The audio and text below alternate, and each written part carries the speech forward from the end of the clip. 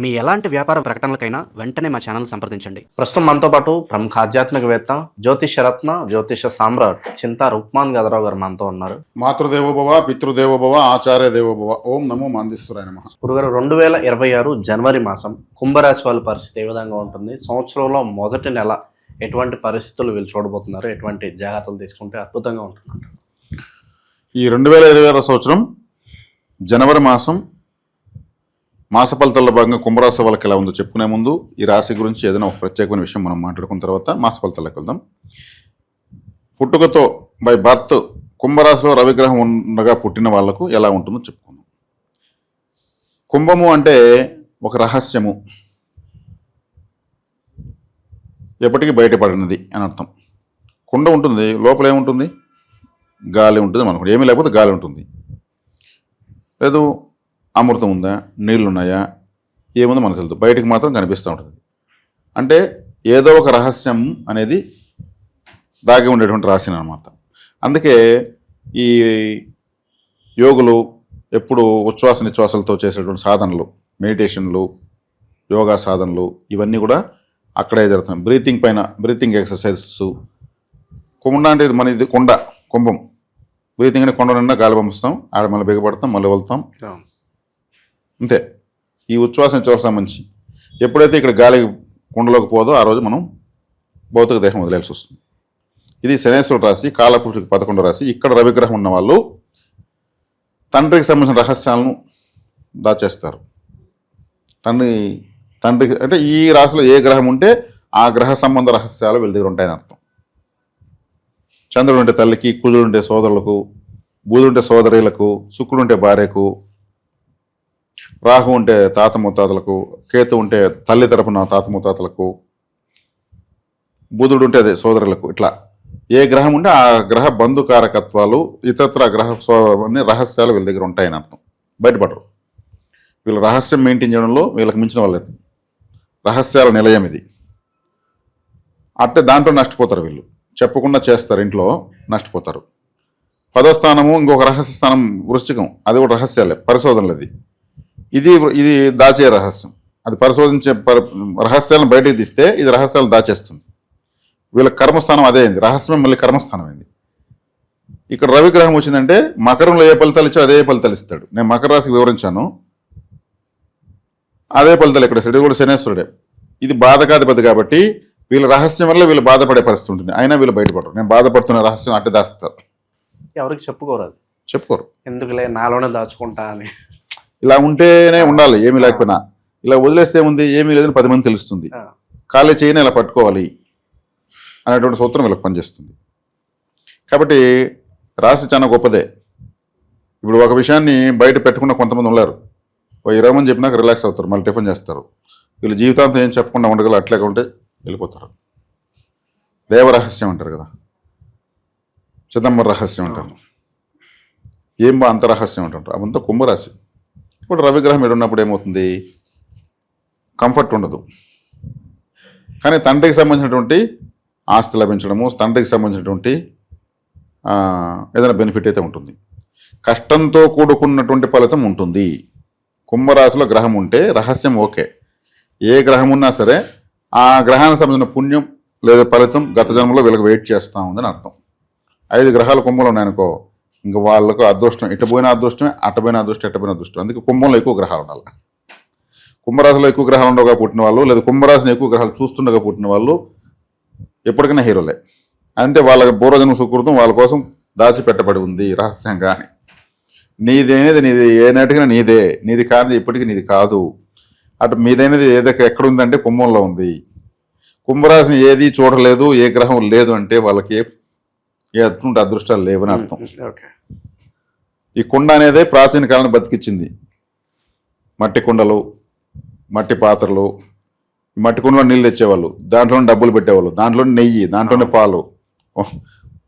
కుంభం ఇది లేకుండా ఉండేది కాదు. కాబట్టి కుండల్లో పాలు నీళ్ళు ఉన్నటువంటి కాలం ఎంతో జరిగింది. ఈ మధ్యకాలంలో అల్యూమినియం వచ్చింది, ఏదో మెటల్స్ వచ్చాయి, కానీ వాటిని కూడా మనము కుండతోనే పోల్చుకుంటాం. అదే అట్ట దాన్ని కూడా కుండ అంటాం, కాకపోతే మట్టి ప్లేస్లో అది మారింది. కాబట్టి ఈ రాశిలో రవిగ్రహం ఉంటే ఈ విధమైన స్థితిగతులు ఉంటాయి. తండ్రికి సంబంధించినటువంటి ప్రభుత్వ సంబంధ రహస్యాలు, అడ్మినిస్ట్రేషన్ సంబంధ రహస్యాలు ఉంటాయి. కాబట్టి ఈ మాసం కుంభరాశి వాళ్ళకి ఎలా ఉంది మాడుకుందాం. ఈ మాసం కుంభరాశికి లాభస్థానంలో 4 గ్రహాలు ఉన్నాయి. 5వ స్థానంలో గురువు రాశిని చూస్తాడు. రాశిలో రాహు ఉన్నాడు. ద్వితీయంలో శని ఉన్నాడు. ద్వితీయంలో శని ఏళ్ళనాటి శని థర్డ్ ఫేజ్ నడుస్తూ ఉంది. కానీ డే బై డే వీక్ అవుతుంది. ఇంకా శని ఇంకా అటువైపు ప్రయాణించడమే కదా. రోజు దూరం తగ్గిపోతుంది. దూరం దూరం పెరుగుతుంది కాబట్టి ప్రభావం తగ్గిపోతుంది. కాబట్టి ఏళ్ళనాటి శని అనేది వీళ్ళకి డే బై డే ఇంకా తగ్గిపోతుంది. కాబట్టి ఏళ్ళనాటి శని గురించి మనం పెద్దగా బోధనలు పెట్టి చూడాల్సిన రాశిలో రాహు ఉన్నాడు. రాహు మూల త్రికోణం. రాహు అంటేనే ఖగోళం, అనంత విశ్వం. రాహు అనంత విశ్వమే. రాహు అంటే ఇంకా రాహు ఎంత శక్తి ఉండాలి లెక్కేసుకోండి. గ్రహాల్లోకి ఇంతకన్నా శక్తివంతమైన గ్రహం లేదు. ఆయన గ్రహరాజు కావచ్చు రవి, గురువు కావచ్చు, అందరికీ గురువు కావచ్చు, ఎవరు గురువు. కానీ డామినేషన్ కలియుగంలో రాహుది. కలియుగం అంతా రాహువే. ఆయన వచ్చి కూర్చున్నాడు. అంటే కుంభంలో రాహు ఉండగా పుట్టిన వాళ్ళు, ఇప్పుడు పుడుతున్న వాళ్ళు, ఈ కుంభంలో రాహు ఉండగా పుట్టిన వాళ్ళు సకల భోగాలు అనుభవిస్తారు. వీళ్ళు అనుభవించిన సంతోషం అంటూ ఉండదు, ఇలా అనుభవించింది అంటూ ఉండదు. కానీ ఎంత అనుభవించినా తృప్తి ఉండదు. ఎంత అనుభవించినా తృప్తి మాత్రం ఏదో వెళితే ఇది కాదే నాకు కావాల్సిందని చెప్పి ఇంకా ఏదో కావాలి, ఇది కాదు. అనుభవించే వరకు అనుభవిస్తారు, లాస్ట్లో మళ్ళీ వెళ్తి ఇంకా ఏదో కావాలనేది ఉంటుంది. కానీ సకల భోగాలు అనుభవిస్తారు. కుంభంలో గతంలో 18 సంవత్సరాల ముందు కుంభంలో రాకుండా పుట్టిన వాళ్ళు ఇప్పటికి 18 సంవత్సరాలు ఉంటుంది. ఇంకా ఫ్యూచర్లో వాళ్ళు చాలా గొప్ప వాళ్ళు. 18 ఏళ్ళ ముందు జన్మే వచ్చాడు ఏకంగా ఆయన. ఇప్పుడు మళ్ళీ ఒక బెనిఫిట్ ఇస్తాడు. ఇప్పుడు కంపల్సరీ ఇస్తాడు కొమ్ములో రాకుండా పుట్టిన వాళ్ళకు. కాబట్టి కొమ్ములో రాహు ఉండగా సకల భోగాలు అనిపిస్తాడు. కొమ్ములో శుక్రుడు ఉండగా సకల భోగాలు అనిపిస్తారు. గురువు ఉండగానే వస్తుంది. ఏ గ్రహం ఉన్నా బెనిఫిట్ వస్తుంది. కాస్త బాధ ఇచ్చి బెనిఫిట్ వస్తుంది. ఇది రవిగ్రహం ఉంటే కూడా తండ్రికి సంబంధించిన మీద ఒకటి దక్కుతుంది. మనం గత జన్మలో సంపాదించి పెట్టుకుని ఎక్కడ రహస్యంగా దాచబెట్టుబడి ఉంది మన జాతకంలో అంటే కొమ్ములో దాచబెట్టుకుని ఉంటుంది. నాకు నా జన్మ జాతకానికి కుంభరాశిని 3 గ్రహాలు చూస్తాయి. కుంభము అక్కడ రాహు ఉన్నాడంటే అనంత విశ్వం అని చెప్పాను కదా, ఖగోళం అని చెప్పాను కదా. నాకు కూడా జ్యోతిష్యం వచ్చింది. ఖగోళ శాస్త్రం కదా జ్యోతిష్యం అంటే. నాకు నేను పరిశీలించుకుంటే తెలిసింది. ఇలా కంపేర్ చేసుకోవచ్చు చూస్తున్న వాళ్ళు. కాబట్టి కొమ్ములో రాహు మంచోడు. నాకు జన్మలో రాహు ఉన్నాడు ఏదో చేస్తాడు కాదు. మీరు కరెక్ట్గా కానీ ఆలోచించుకోగలిగితే, దుర్గారాధన చేయగలిగితే, దుర్గాదేవి యొక్క ఆరాధన, మీ గ్రామదేవత ఆరాధన చేస్తే రాహు యొక్క మల్టీ కలర్స్ మీరు చూడొచ్చు. ద్వితీయంలో శనేశ్వరుడు రోజు రోజుకి మీకు దూరంగా వెళ్ళిపోతున్నాడు. పంచమంలో గురువు రాహుని చూస్తున్నాడు. అడిషనల్గా మళ్ళీ అద్దం పైన టార్చ్ పడినట్టు మళ్ళీ గురువు చూస్తున్నాడు. ఇది బాగుంది. సప్తమంలో కేతు ఉంటే భార్యతో కాస్త చికాకులు ఉండడము, ప్రేమానురాగాలు కలకపోవడము, భార్య పైన పెళ్ళైన కొత్తలో ఉన్నంత ప్రేమానురాగాలు లేకపోవడము. ఆ కేతు తలలేని గ్రహం. తలలేనప్పుడు వశీకరం రాదు. జనరల్గా న్యూట్రల్గా ఉండడము, మరీ పూసుకొని రాసుకొని అవసరాన్ని మించిన ప్రేమలో చూపించడం అంత ఏమి ఉండదు. జనరల్గా వయసుల వారిగా అది హావభావాలు వస్తాయి. ఈ వ్యయంలో ఉన్నటువంటి లాభంలో ఉన్న గ్రహాలు 4 జనవరి 17వ తారీఖు వరకు ఉంటాయి. వ్యయంలోకి వస్తాయి. వ్యయంలోకి వచ్చినప్పుడు కూడా ఉచ్చస్థితి గ్రహం ఒకటి. ఈ రవి అక్కడికి వస్తే మకరంలోకి ఆయన సరిగ్గా పనిచేయడం చెప్పాను. అదేవిధంగా బుధుడు శుక్రుడు రావడం మంచిది. వ్యయంలోకి శుక్రుడు 12వ ఇంట్లోకి వచ్చినప్పుడు కంఫర్ట్ ఎక్కువ. బుధ శుక్రులు మంచిదే. బ్లాక్ అయిపోయిన ధనం కావచ్చు, ఇప్పటి వరకు పెండింగ్లో ఉన్న పనులు కావచ్చు, వాటికి కొంత మూమెంట్ వచ్చే అవకాశాలు కనిపిస్తున్నాయి. ఖచ్చితంగా వస్తాయి. అంటే ఇప్పుడు నేను చెప్పినాను ఈరోజు ఈ వీడియో వినేసిన మరుసటి ఏం రావు చెప్తున్నా. అంటే ఆశపడతారు మనకు వెంటనే వస్తాయన్నారు చెప్పాడు కదని. దానికి ఎందుకంటే శనేశ్వరుడు రోజు రోజు దూరంగా వెళ్తున్నాడు కాబట్టి దాని ప్రాసెస్ స్టార్ట్ అవుతుంది. మనము వరి పైరు నాటుతాము, అది ప్రాసెస్ 3 months కంతా ప్రాసెస్ వచ్చేస్తుంది. నాటేసి మరుసటి రోజు బియ్యం రావాలంటే అది బియ్యం కాదు, అది భ్రమ అవుతుంది. కాబట్టి ఈ ప్రాసెస్ అయినా స్టార్ట్ అయింది. శనేశ్వరుడు దూరంగా పోయే కొద్దికి వీళ్ళకి కావాల్సిన దగ్గర అవుతూ ఉంటుంది. ఇక్కడ జన్మంలోనే గ్రహణం జరగబోతుంది తొందరలో. గ్రహణ శాంతి కంపల్సరీ చేసుకోవాలి. అది విదేశాల్లో కనిపిస్తుంది. విదేశాల్లో కంపల్సరీ చేసుకోవాలి. స్వదేశంలో ఉన్న కూడా చేసుకోవడం మంచిది. ఈ రాశిలో జరుగుతుంది కాబట్టి గత సంవత్సరం కూడా ఇక్కడే జరిగింది. కాబట్టి రవిగ్రహం ఎంటర్ అయినప్పుడు అవుతుంది. ఇది ఒకటి మెయిన్గా చూసుకోవాలి. దానికి సంబంధించిన శాంతులు అప్పుడు చెప్తారు అందరూ కూడా. దాని ప్రకారం చేసుకోవచ్చు. అందరూ చెప్పేవి కొంచెం అటు ఇటు తేడాగా ఉంటాయి, కానీ అందరూ చెప్పేది వాస్తవమే. గ్రహణ శాంతులు ఎలా చేసుకోవడానికి అది చేసుకోవడం మంచిది. ఈ సంవత్సరం ఇక్కడ 5 పంచగ్రహ కూటమి ఈ రాశిలో జరుగుతూ ఉంది. మామూలుగా ఈ సంవత్సరం ప్రళయాలు జరుగుతాయి, ఉత్పాతాలు జరుగుతాయి, చిత్ర విజితాలు అన్నీ జరుగుతాయి. ఇప్పుడు గతంలో జరిగినవన్నీ జరుగుతాయి. భూకంపాలు వస్తాయి, ప్రళయాలు వస్తాయి, ఎన్నో ప్రమాదాలు జరుగుతాయి. కుజుడు మకర కుంభరాశుల మీదకి వస్తున్నాడు కాబట్టి యుద్ధాలు జరుగుతాయి. ఆ రాహు మోసం చేసే గ్రహం కాబట్టి రకరకాల కొత్త రకం మోసాలు, ఇంటర్నేషనల్ స్కామ్స్ జరుగుతాయి, ఎన్నో విషయాలు కలుషితమవుతాయి. కుంభం అంటే గాలి గాలి అని చెప్పుకున్నాం మనం. గాలి కలుషితమవుతుంది. గ్రహణం అంటేనే గాలి కలుషితమైపోవడమే. ఓకే. అన్నీ వేసుకొని చీకట్లో కూర్చుంటారు. స్త్రీల వల్ల ఏమైనా ఇబ్బంది ఉంటుందా గురుగారు? మాట ఏమన్నా నోరు జారటము, స్త్రీల వల్ల ఏమైనా ఇబ్బంది, కాంట్రవర్సీ అవ్వడం, ఇట్లాంటి పరిస్థితులు? రాహు అన్నప్పుడు తల అని చెప్పాను, అతని తలే ఉంటుంది. తీక్షణమైన చూపులు, ఈ వంకర చూపులు, ఇటువంటివన్నీ చూసేదంతా రాహువే. ఆయనకి పద్ధతిగా చూసేది తెలియదు రాహుకి. అసభ్యకరంగా చూస్తూ ఉంటారు చూడండి. వాళ్ళు చూసేవాళ్ళు చుట్టూ వాళ్ళు ఏమని అనుకుంటారు ఫీలింగ్ కూడా వదిలేసి కామాతురాణం నభయం లజ్జ అంటారు. కామంతో కళ్ళు మూసుకుపోయిన వాడికి ఏమి భయము లజ్జ ఏమి ఉండదు అని దాని అర్థము. అలా చూసి బిహేవ్ చేస్తున్న వాళ్ళంతా రాహుగ్రహ ప్రభావంతోనే చూస్తారు. రాహుకి ఎవరేమనుకున్నా నాకు నచ్చినదో నేను బతుకుతాననేటువంటిది అనమాట. కాబట్టి అలా మేము వీళ్ళని చూసేవాళ్ళు ఉంటారు, వీళ్ళు చూసేవాళ్ళు ఉంటారు. ఎందుకు అలా చూడాలనిపిస్తుంది? ఆ రాహు యొక్క ప్రభావం జన్మలో ఉంది కాబట్టి, గ్రహణం వేరే జరుగుతుంది కాబట్టి అది కొంచెం విశృంఖలమవుతుంది. కాబట్టి కేర్ఫుల్గానే ఉండాలి. ఎందుకంటే అట్లాంటి సమస్యలు ఎక్కువ అయిపోతున్నాయి. రాహు జన్మలో తను ఎలా ప్రవర్తించాలో అలా ప్రవర్తిస్తాడు.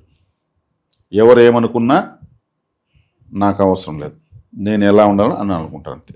అంటే వయసుతో నిమిత్తం లేకుండా మిస్బిహేవింగ్ చేసేవాళ్ళు కూడా రాహు యొక్క ప్రభావమే.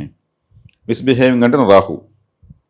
ఇప్పుడు సూర్యుడు అంటే అహము గర్వము, కుజుడు అంటే దూకుడు మాస్ గొడవలు పడ్డము, బుధుడు అంటే అవకాశం తగినట్టు ప్రవర్తించడము, శుక్రుడు అంటే అందంగా ఉండాలనుకోవడము, చంద్రుడు అంటే సుకుమారంగా ఉండాలనుకోవడము, గురువు అంటే పద్ధతిగా ఉండాలనుకోవడము, శనేశ్వరుడు అంటే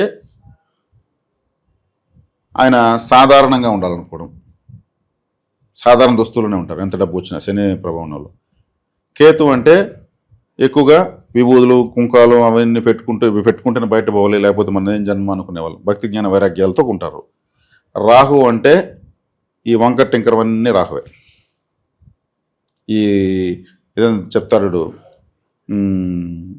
అంతా గోడ దూకుడు ఎవరు అంటారు చూడు, ఏం చేసినా కూడా అడ్డదొడ్డంగా చేసేవాళ్ళు. ఇప్పుడు కొంతమంది నేను చూస్తున్నా మెట్రో స్టేషన్ ఇక్కడ మనం మెలకు దిగిపోతుంటాం, వాడు 4-5 మెట్లు ఎగురు దూకుతా పోతుంటాం. ఆడవానికి అసలు పనే ఉండదు, ఆడపోతే మళ్ళీ ఏం పనే ఉండదు. కానీ 4-5 మెట్లు ఎక్కుతాడు, 4-5 మెట్లు దూకుతాడు, ఫోన్లు అంటూ ఉంటారు. ఇట్లుంటుంది రాహు వ్యవహారం.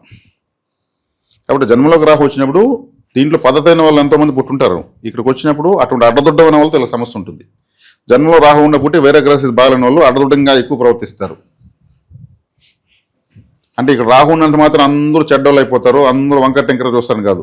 అటువంటి విషయాల వల్ల వీళ్ళకి సమస్య వస్తుంది.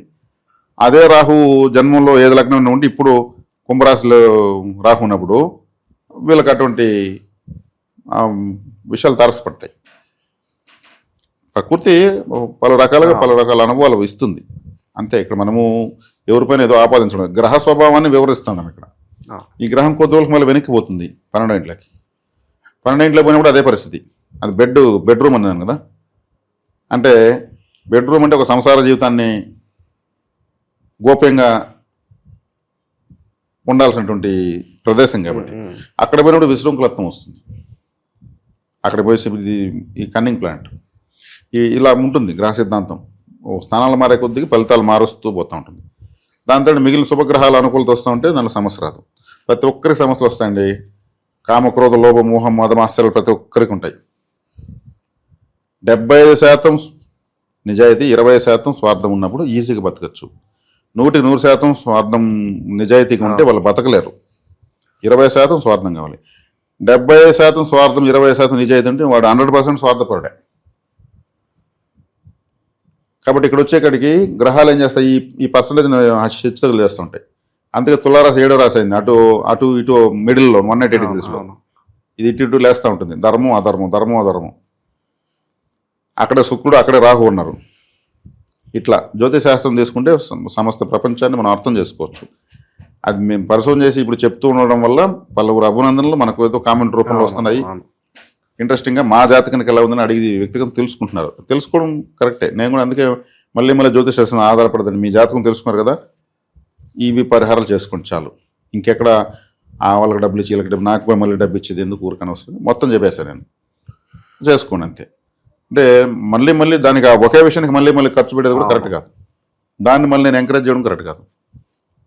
కాబట్టి ఇక్కడ రాహు ఉన్నాడు. రాహు బెనిఫిట్ ఇస్తాడు, at the same time misbehaving వల్ల ఇబ్బంది చేస్తాడు. దాన్ని మనం కంట్రోల్ చేయాలంటే దుర్గారాధన చేయాలి. చేస్తే కంట్రోల్ అవుతుంది. శని గురించి భయపడాల్సిన పని లేదు. గురువు 5వ ఇంట్లో ఉన్నాడు, గోచరరీత్యా మంచి స్థానంలో. 6వ ఇంట్లోకి వచ్చినా కానీ శనిని చూసి ఏళ్ళని కంట్రోల్ చేస్తాడు. ఈ గ్రహణానికి, పంచగ్రహ కూటమికి గురయ్యేటువంటి మొట్టమొదటి రాశి కుంభరాశి. ఈ రాశిలోనే పంచగ్రహ కూటమి వస్తుంది కాబట్టి మంచి దైవ సాధనలు, ఓంకార జపం కానీ, ఇతర ప్రాణాయామ ప్రత్యాహారాలు కానీ, ఇంకేదో ఇతరతర ప్రాణిక్ హీలింగ్స్ కానీ ఎన్నో ఉన్నాయి. అద్భుతమైన ప్రకృతి చికిత్సలు ఇవి చేసుకోవడం చాలా మంచిది. ఈ రాశిలోనే కలుషితం మొత్తం ఉంది గ్రహణ ప్రభావం. కాబట్టి కుంభరాశి వాళ్ళకి గత సంవత్సరం వచ్చింది, మళ్ళీ ఈ సంవత్సరం రాహు అక్కడ ఉన్నాడు కూడా మళ్ళీ ఇక్కడే వస్తుంది. కాబట్టి తగు జాగ్రత్త తీసుకోవాల్సినటువంటి మొట్టమొదటి రాశి కుంభరాశి.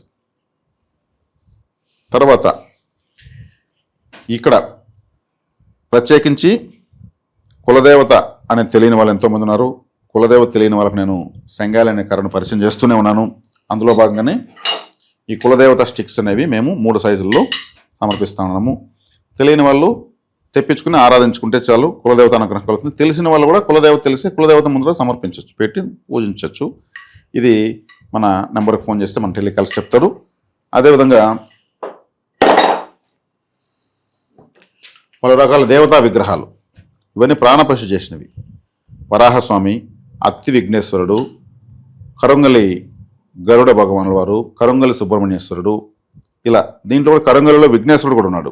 కరుంగలిలో ఈరోజు తేలేదు. ఇవన్నీ కూడా ఈ విఘ్నేశ్వరుడు గరజీకరణంగా ఉన్న వాళ్ళ విఘ్నేశ్వర ఆరాధన, భద్రకరణం వల్ల వాళ్ళు సుబ్రహ్మణ్య స్వామి, కౌలవకరణం వల్ల వరాహస్వామి, కాలసరప దోషం ఉన్న వాళ్ళు గరుక్మంతుల వారిని, కులదేవతానుగ్రహం కాలంలో సంగాళికరని ఇలా తెప్పించుకోవచ్చు. ఈ విగ్రహాలన్నీ కూడా చాలా వరకు దీంట్లో పిల్లల్ని, కుటుంబాన్ని కాపాడుతుంటాయి. మనకు తోచిన నైవేద్యం నేచురల్గా ఉన్నది పెట్టి పూజించుకోవచ్చు. అన్ని కుటుంబాల సంతోషాలు రావాలి, దేవతానుగ్రహం వాళ్ళ ఇంటికే, ప్రజల వదిలిగే దేవతానుగ్రహం ఎటువంటి కాన్సెప్ట్ అనుకోవచ్చు. తీసుకోగలిగిన వాళ్ళు తీసుకుని ఆరాధించుకోవచ్చు. ఇది సూచనలు, సలహాలు, జాగ్రత్తలు కుంభరాశి. కుంభరాశి వాళ్ళకి ఓవరాల్గా కొత్త సంవత్సరంలో మొదటి నెల ఏ విధంగా ఉంటుందో మంచి కార్యాచరణ సూచనలు అద్భుతంగా చేశారు. ధన్యవాదాలు.